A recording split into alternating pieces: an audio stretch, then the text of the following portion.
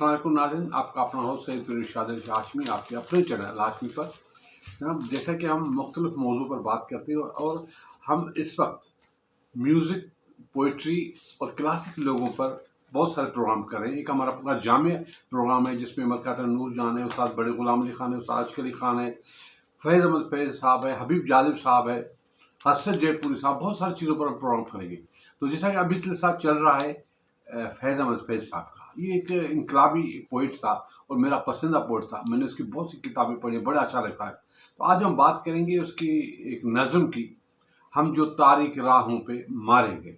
ये एक ऐसी इनकलाबी नज़म थी।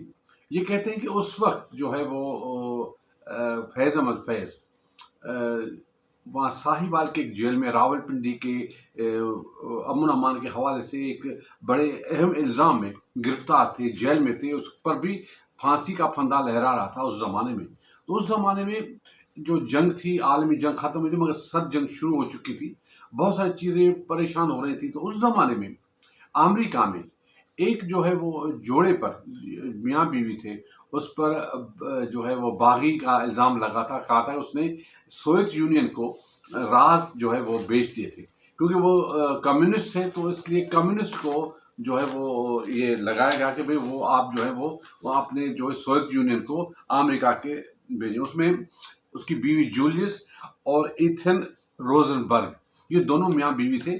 तो उनको सज़ा दी गई। उसके लिए पूरे मुल्क की अपीलें आ रही थी, बहुत सारी चीज़ें आ रही थी, मगर काम नहीं हुआ। तो उसकी जो ब्रीफ हिस्ट्री है इस नज़म की, आइए आपको दिखाएं ब्रीफ हिस्ट्री। ये देखें। तेरे होंठों के फूलों की चाहत में हम दार की खुश्क टहनी पे वारे गए, तेरे हाथों की शमों की हसरत में हम नीम तारीक राहों में मारे गए। ये फैज़ अहमद फैज़ के अल्फाज थे जूलियस और एथल रोजनबर्ग के लिए। उस वक़्त फैज़ साहब ख़ुद भी न सिर्फ जेल की कोठड़ी में थे बल्कि सज़ाए मौत की कोठड़ी में थे, क्योंकि फैज़ अहमद फैज़ पर यह इल्ज़ाम लगाया गया था कि उन्होंने हुकूमत का तख्ता पलटने की कोशिश की है। 1951 में जूलियस और एथल रोजनबर्ग पे एक इल्ज़ाम लगा। इल्ज़ाम ये था कि जूलियस और एथल रोजनबर्ग ने सोवियत यूनियन को एटमी राज बेच दिए हैं। जब मुकदमा शुरू हुआ तो उस वक़्त की जो ख़बरें लगीं, लोगों का ये ख़्याल था कि जैसे जूलियस और एथल रोजनबर्ग बड़े कोई अजीब व गरीब किस्म के लोग होंगे, बड़े ईवल किस्म के लोग होंगे। जब ये कोर्ट रूम में मिले तो ना सिर्फ उन्होंने एक दूसरे का हाथ पकड़ा बल्कि एक दूसरे को बोसा भी दिया। 1950 का अमेरिका एक इंतहाई कंजर्वेटिव मुल्क था। जब ये तस्वीर अखबारात के अंदर छपी कि किस तरह ये मियाँ बीवी एक दूसरे को मिल रहे हैं और एक दूसरे से प्यार करते हैं, तो अमेरिका की पब्लिक को बहुत बड़ा शॉक मिला। उनका ये ख्याल था कि जैसे कम्युनिस्ट बहुत ईवल किस्म के लोग होंगे, मगर इन लोगों को देखकर उनके जहन में ये बात उभरी कि ये तो बिल्कुल हमारे जैसे ही लोग हैं, फिर इन पर ये इतना संगीन इल्ज़ाम क्यों? एथल और जूलियस के ख़िलाफ़ गवाही देने वाले फ़र्द का नाम था डेविड ग्रीनग्लास। वो एथल का भाई था, जूलियस का ब्रदर इन लॉ था। कई साल बाद 2001 में उसने ये इकरार किया कि उसने अपनी बहन के ख़िलाफ़ झूठी गवाही इसलिए दी क्योंकि वो अपनी बीवी को बचाना चाहता था, अपने आप को बचाना चाहता था और अपने बच्चों को बचाना चाहता था। जूलियस पर भी इसी किस्म का दबाव था कि उसके साथ मुंसलिक जो भी लोग हैं उनके नाम वो हुकूमत के सामने रखे। एथल पर केस जो किया गया उसमें भी यही प्रेशर था कि ना सिर्फ जूलियस वो नाम हुकूमत के सामने रखे जो कि उस फायरिंग के अंदर मुलव्वस हैं, बल्कि एथल भी अगर किसी का नाम जानती है तो वो भी हुकूमत के सामने रखे। दोनों ने किसी का नाम हुकूमत के सामने नहीं रखा और उसकी जगह उन्होंने ये कहा कि जो भी सज़ा हुकूमत तय करे हम उसको कबूल करेंगे, मगर अपने कॉमरेड्स और अपने साथियों को बिट्रे नहीं करेंगे। दोनों ये कहते रहे आखिरी वक्त तक कि वो बिल्कुल बेगुनाह हैं और उनके हक़ में बैनुल-अक़वामी तौर पे एक बहुत बड़ा कैंपेन लॉन्च हुआ। कई नामवर शख्सियात ने कोशिश की कि जूलियस और एथल रोजनबर्ग दोनों को माफ़ी दे दी जाए। इसके अंदर एल्बर्ट आइंस्टाइन भी शामिल थे, इसके अंदर फ्रीडा कालो भी शामिल थी, इसके अंदर डिएगो रिवेरा भी शामिल थे, इसके अंदर बर्तोल्ट ब्रेख्ट भी शामिल थे। पाब्लो पिकासो ने ये कहा कि अगर इनको सज़ाए मौत दी गई तो ये इंसानियत का कत्लेआम होगा। इसमें जॉन पॉल सार्तर ने ये कहा कि this is a legal lynching which smears with blood a whole nation. पूरी कौम के ऊपर एक खून का धब्बा है। मगर जूलियस और एथल रोजनबर्ग को माफ़ी नहीं दी गई। जूलियस को पहले ले जाकर कुर्सी के अंदर बांधकर बिजली का झटका दिया। जूलियस की वफ़ात पहले झटके के बाद फ़ौरन हो गई।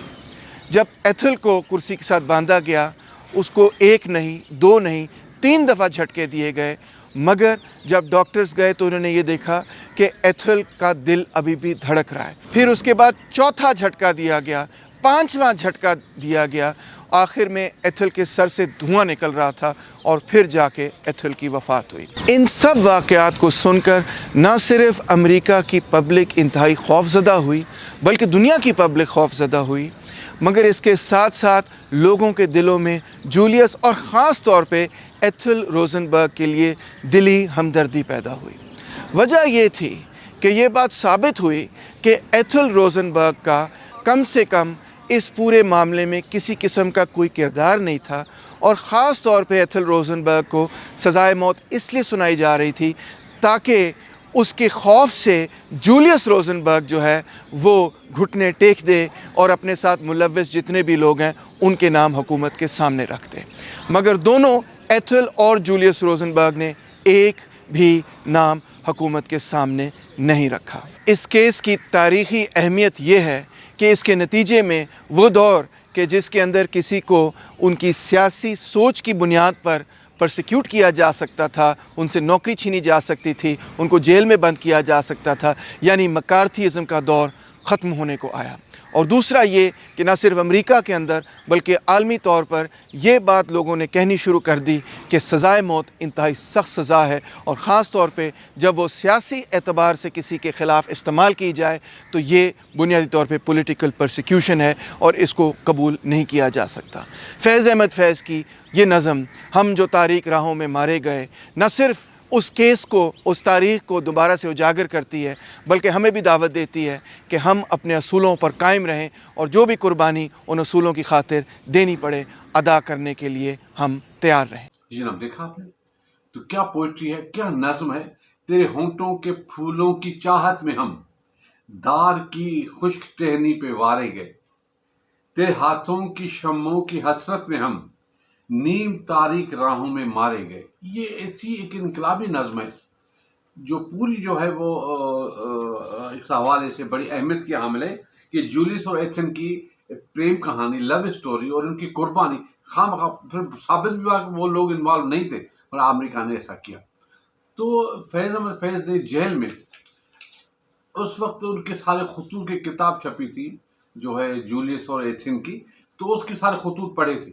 तो वो कहते दिल बर्दाश्त इतने हुए कि उसने एक ख़त लिखा अपनी बीवी जो है वो एल्विस फैज़ को, जिसमें उसने बड़ी डिटेल से इस जोड़ी की कहानी की तफसील लिखी है। तो ये ख़त जो है वो एक किताब शाया हुई थी सलीबे मेरे दरीचे की, उसमें जो है वो शाया ये ख़त, आप चाहें तो पढ़ सकते हैं। उसके बाद बहुत सारी चीज़ें जो थी उसमें है कि भाई उस वक्त कैसा इनकलाबी सोच थी, और हमेशा फैज़ अहमद फैज़ ने मजलूमों को साथ दिया है, उनकी बात की है। तो फिर यही नज़्म जो उन फ़ोटो उस ज़माने क्लासिक फ़ोटो मैंने हाथ किए, क्योंकि उसमें एथन और पेरिस की जो जोड़ी के फ़ोटो है मोहब्बत के, उस पर ये नज़्म कैसी लगी, आइए नज़्म के साथ उनके फ़ोटो आपसे शेयर करते हैं। ये देखें। तेरे होंठों के फूलों की चाहत में हम धार की खुश्क टहनी पे वारे गए, तेरे हाथों की शम्मों की हसरत में हम नीम तारीक राहों में मारे गए। सूलियों पर हमारे लबों से परे तेरे होंठों की लाली लपकती रही, तेरी जुल्फों की मस्ती बरसती रही, तेरे हाथों की चांदी दमकती रही। जब घुली तेरी राहों में शामे सितम, हम चले आए लाए जहां तक कदम, लब पे हरफे गजल दिल में कंदीले गम। अपना गम था गवाही तेरे हुस्न की, देख कायम रहे इस गवाही पे हम जो तारीक राहों में मारे गए। नारसाई अगर अपनी तकदीर थी, तेरी उल्फत तो अपनी ही तदबीर थी। किसको शिकवा है अगर शौक के सिलसिले, हिजर की कत्लगाहों से सब जा मिले। कत्लगाहों से चुनकर हमारे अलम और निकलेंगे उस शाख के काफिले, जिनकी राहे तलब से हमारे कदम मुख्तसर कर चले दर्द के फासले। कर चले जिनकी खातिर जहांगीर हम, जान गवा कर तेरी दिलबरी का भरम, हम जो तारीक राहों में मारे गए। जी जनाब, देखा आपने। तो कहते हैं कि इसमें असल जो मुजरिम था उस वक्त जो है वो डेविड ग्रीन ग्लास था, जो उसका बहनोई था, क्योंकि वही जब जासूस पकड़ा गया था उसने उसका नाम लिया था डेविड का। तो डेविड ने अपना सारा मलबा अपनी बहन पर डाल दिया, अपने बहनों पर डाल दिया कि ये इन्वॉल्व थे। फिर कहते हैं कि उनको बड़ी इज्जत के साथ में, डिटेल आपने पढ़ी होगी। तो उसके बाद जो है वो ये नज़म एक इनकलाबी शक्ल अख्तियार कर गई। उसकी जो जिक्र बहुत सारी चीज़ों में कहा गया है और उसके बारे में हम जीते जी मसरूफ रहे, आगा नासिर की किताब उसमें भी इसका जिक्र है, आप चाहें तो ये पढ़ सकते हैं। तो फिर ये औरतों के हुकूक के लिए भी ये नज़म इस्तेमाल की गई। तो उस ज़माने में बहुत ही बेस्ट एक वीडियो बनाई गई जिसमें ये नज़म औरतों के हुकूक की बात की, जिसमें औरतों को हथकड़ियाँ लगी हुई हैं। तो ये एक नायाब नज़म है वीडियो के हवाले से, आइए आपसे शेयर करते हैं, ये देखें।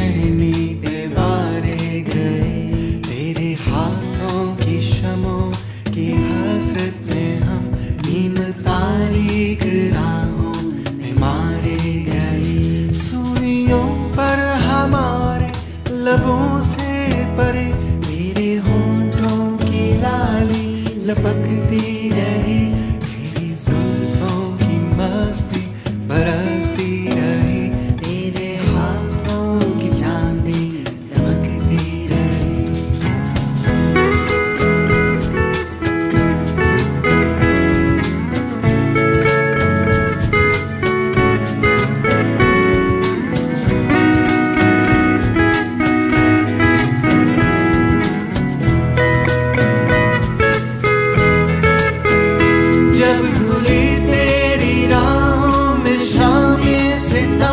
हम चले आए लाए जहां तक कदम, रखते हक पे गजल दिल में कंदीले, हम अपना गम का गवाही तेरे हुस्न की देख कायम रहे इस गवाही पे हम जो तारीक राहों में मारे गए, हम जो तारीक राहों में मारे गए, हम जो तारीक राहों में मारे गए, हम जो तारीक राहों में मारे गए, हम जो तारीक राहों में मारे गए।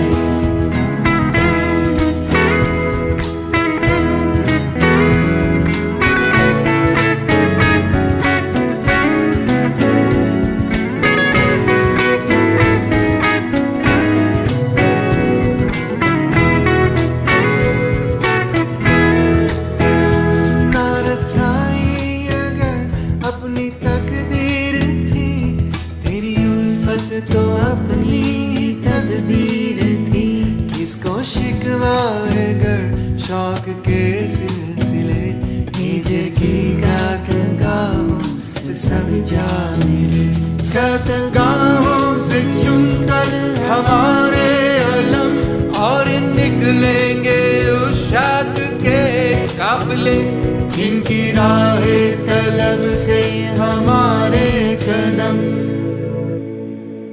जी जनाब, देखा आपने। फिर इस नज़म को 1958 में जो है फिल्म फरंगी लगी थी, खलील कैसर और रियाज शाद के इश्तराक से, एक बड़ी ज़बरदस्त फिल्म थी। उसमें ये गाना माला से गवाया गया।